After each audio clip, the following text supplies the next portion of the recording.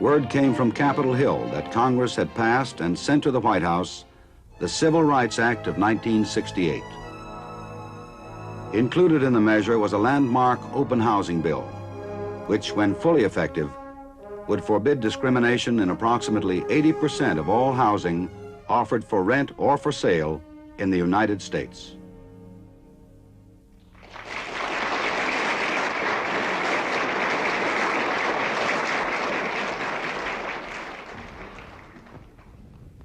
I do not exaggerate when I say that the proudest moments of my presidency have been times such as this, when I have signed into law the promises of a century. Now with this bill, the voice of justice speaks again. It proclaims that fair housing for all human beings who live in this country is now a part of the American way of life. We all know that the roots of injustice run deep, but violence cannot redress a solitary wrong or remedy a single unfairness. And we just must put our shoulders together and put a stop to both. The time is here. Action must be now.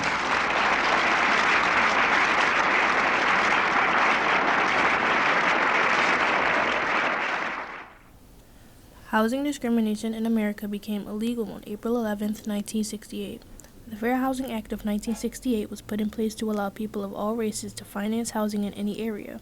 It was a follow-up to the first Civil Rights Act of 1964 that prohibited exclusion of rights and privileges based on race or ethnicity. This bill was intended to serve as a turning point for people of color to buy, live, and grow in different neighborhoods without bias limitations. There's a big thing of inferiority and superiority going here, that everyone subconsciously really believes that the Negro is inferior.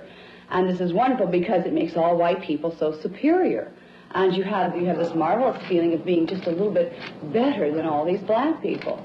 And consequently, when you have the black people moving into your neighborhood, it suddenly, the bottom drops out. I mean, if these people can move in, then obviously your neighborhood is no longer what you thought it was. It's no longer really very valuable to you. However, in 2019, many communities across the country are still divided by color lines. Although race and ethnicity are major factors in the division of neighborhoods, socioeconomics also play a significant role in modern-day segregation. This is my pop-pop, Harold Barrow, the counselor, and I'm interviewing him because he knows a lot about the Fair Housing Act of 1968. My first question is, what do you know about the Fair Housing Act of 1968? Well, I know a lot about it. One of the interesting facts is that it came into effect 1 week after the assassination of Martin Luther King, which is, kind of important because it was really about something that he was fighting for as a part of the civil rights endeavor. So, but it was really came into play because there was a lot of unfair things happening surrounding housing for people, disenfranchised peoples or various members of society that didn't fit into the traditional Anglo-Saxon white, part of the population. Okay, my second question for you is, how does fair housing tie into what you do for a living?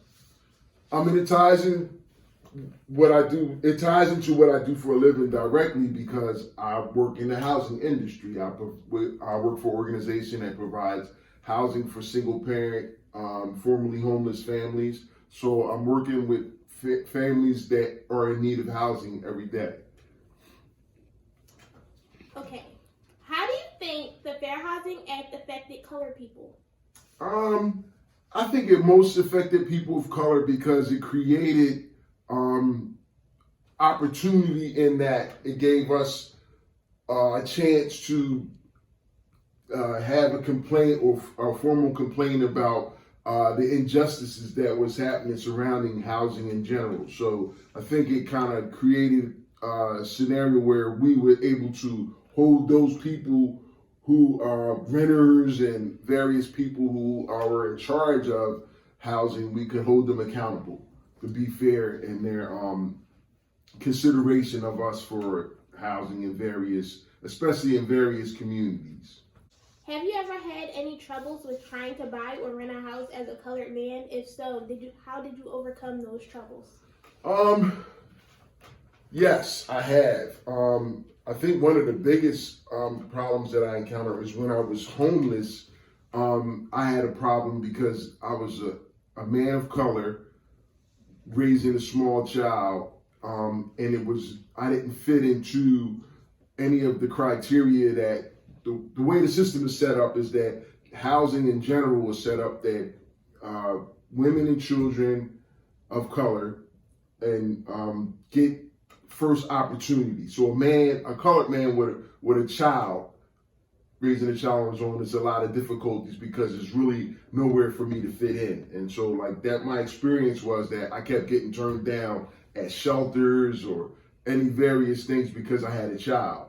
And so like the system is set up for single men, single women, and women with children. And so there's really no place for like a man, especially a man of color with a small child in his custody. It was like really difficult for me to find housing. Inevitably I did. And that was just because it was a lot of people that was invested in seeing that I got an opportunity. Okay.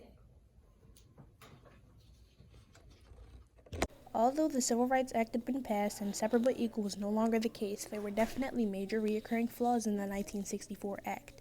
4 years later, the Fair Housing Act of 1968 was put in place on April 11, 1968.